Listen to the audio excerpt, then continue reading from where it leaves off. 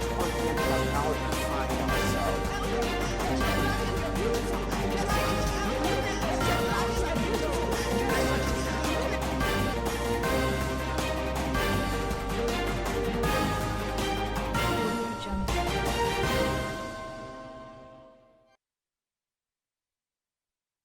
In the news, COVID-19, Nigeria vaccinates over 1 million people.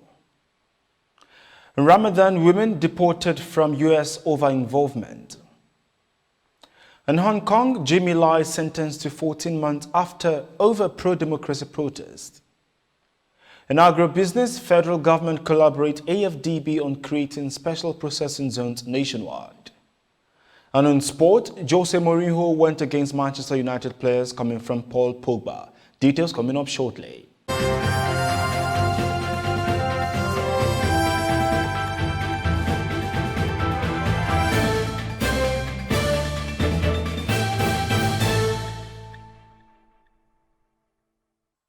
This is TOS Television, your digital first Pan-African news network. I am Merciful Ajinomo, and this is TOS News 360. Niger Delta Affairs Minister Godswill Akpabio says the Niger Delta Development Commission lacked fund and asked that its funding be improved to enhance the infrastructural development of the region. Akpabio, in his keynote address during the NDDC Strategic Capacity Building Workshop in Uyo, said the funding system was poor because budgetary provisions for the commission were staggered and did not come as and when due. The National Agency for Food and Drug Administration and Control, NAFDAC, has assured that the 7 days warning struck by its workers under the aegis of the Medical and Health Workers Union of Nigeria will soon be called off. Beginning their strike on the 15th of April 2021, the Workers Union demanded for the payment of promotion arrears owed its members for 2018 and 2019 promotions, upward review of job-specific allowance in line with the minimum wage, immediate payment of all pending financial claims, better working environment, immediate resumption of payments of suspended severance allowance to retirees, better modalities in the payment of COVID-19 palliatives, among other demands. In a recent chat with journalists, the resident media consultant of the agency, Shayo Akintola, explained that the Director General of NAFDAC, Professor Mojisola Adeyeye, has enjoyed a good work relationship with the union and its members since she assumed office over 3 years ago. Amidst vaccine insufficiency, Nigeria vaccinates over 1 million people with only about 4.4 million doses of COVID-19 vaccines. Nigeria is still far from having enough vaccines to meet its target as the Nigerian government gives its component states a condition to halt new COVID-19 vaccinations. Only about 50% of eligible Nigerians have been vaccinated. Those vaccinated are, however, less than 1% of the country's estimated 200 million population. And the Nigerian Army says troops of Operation Lafia Dole have eliminated 13 top commanders and scores of fighters of Islamic State West African Province terrorists in Borno State. The Director of Army Public Relations, Brigadier General Mohammed Yerima, in a statement on Friday said that the feat was achieved by well-coordinated operations of both air and land troops. According to Yerima, several terrorists have met their Waterloo in attempt to overrun Damasak and adjoining communities in Mobile Local Government area of Borno State. This is your digital first African news network, TOS Television. You are watching TOS News 360. More stories in a moment. Do stay.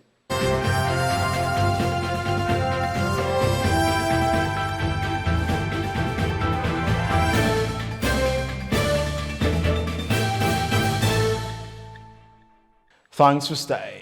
A woman who won political asylum in the U.S. after hiding her and her family's role in the 1994 Rwanda genocide has been deported to Rwanda after serving a 10-year jail sentence for lying. Beatrice Moyenzezi was stripped of her U.S. citizenship after she was convicted in 2013. She had already spent nearly 2 years in custody. She had settled in the U.S. in 1998 with her 3 daughters, saying she had been persecuted in Rwanda. About 800,000 people, mainly ethnic Tutsis and moderate Hutus, were slaughtered in Rwanda in 100 days in 1994 by Hutu extremists, many of whom later fled the country. And Brazil's environment minister says the country needs $10 billion a year in foreign aid in order to reach zero emissions by 2050. The move would mean that Brazil could achieve the symbolic figure 10 years earlier than currently planned.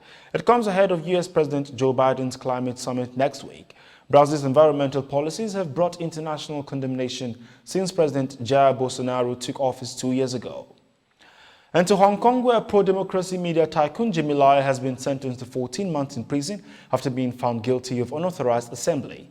Lai was one of several activists in court who were earlier found guilty of charges relating to pro-democracy protests in 2019. The founder of the Apple Daily tabloid is a fierce critic of Beijing. And to Afghanistan, the White House has acknowledged there was little evidence that Russia had offered Taliban militant bounties to kill U.S. soldiers in Afghanistan. A spokeswoman for President Joe Biden said the claim had low to moderate confidence from U.S. spy chiefs.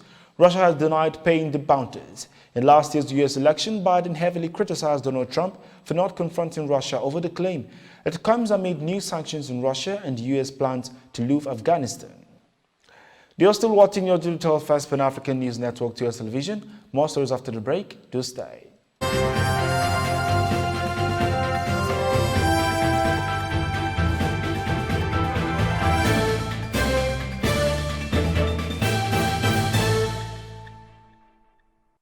Thanks for staying. Raul Castro says he is resigning as Cuban Communist Party leader, ending his family's 6 decades in power. Castro, aged 89, told the party congress that he is handing over the leadership to a younger generation full of passion and anti-imperialist spirit. His successor will be voted in at the end of the 4-day congress. The move, which was expected, ends the era of former leadership by him and his brother Fidel Castro, which began with the 1959 revolution. And talking business, the federal government, in partnership with the African Development Bank and other stakeholders, is set to roll out a special agro-industrial processing zones program aimed at concentrating agro-processing activities in demarcated areas. The Vice President, Professor Yemi Osinbajo, who received a briefing on the status of the collaboration on planning the State House on Friday, commended the progress so far achieved. A statement issued by the Senior Special Assistant to the President on Media and Publicity, Office of the Vice President, Laulu Akande, said the plan is part of the Buhari administration's effort to transform agricultural productivity in the country. Still on business, prices of cement have reportedly increased by 67% in the southeast states of Abia, Anambra, Ebonyi, Enugu, and Imo State. It was reported in a market survey conducted by a sister agency how at various wholesale and retail shops in the zones showed that the price of the product has increased almost by double when compared to the price in 2020. A cement dealer at Kenyatta Market in Enugu State Capital, Ifeanyi Amadi, said the increase in the product's price started last year due to the COVID-19 pandemic and the increase in dollar exchange. Into entertainment, stars have paid tribute to Peaky Blinders and Harry Potter actress Helen McCrory, who has died of cancer aged 52. Cillian Murphy, who starred alongside her in the BBC drama, described her as fearless and magnificent. Also known for her stage performances, National Theatre Artistic Director Rufus Norris said she was one of the great actors of her generation. Her husband, actor Damian Lewis, announced her death on Friday after battle with cancer. And to sports, Paul Pogba has delivered a scathing verdict on Jose Mourinho's man management, accusing the former Manchester United manager of casting players, including himself, aside without explanation.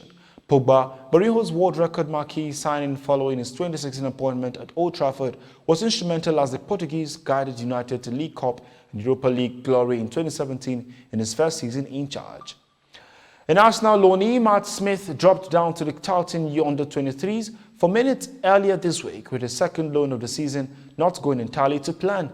Arsenal Academy midfielder Matt Smith initially moved on loan to Swindon Town at the start of the season. But in the league, one club flirting with relegation and the new manager showing less faith in Smith, he returned to Arsenal in January transfer window. By all accounts, Smith had started the season very well, so there was plenty of interest in him from elsewhere in the league. And that is it on TOS News 360 on the digital first Pan-African News Network. For more updates, visit www.tostvnetwork.com.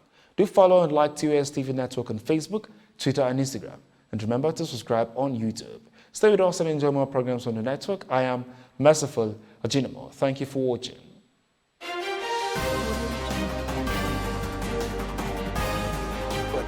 we as a continent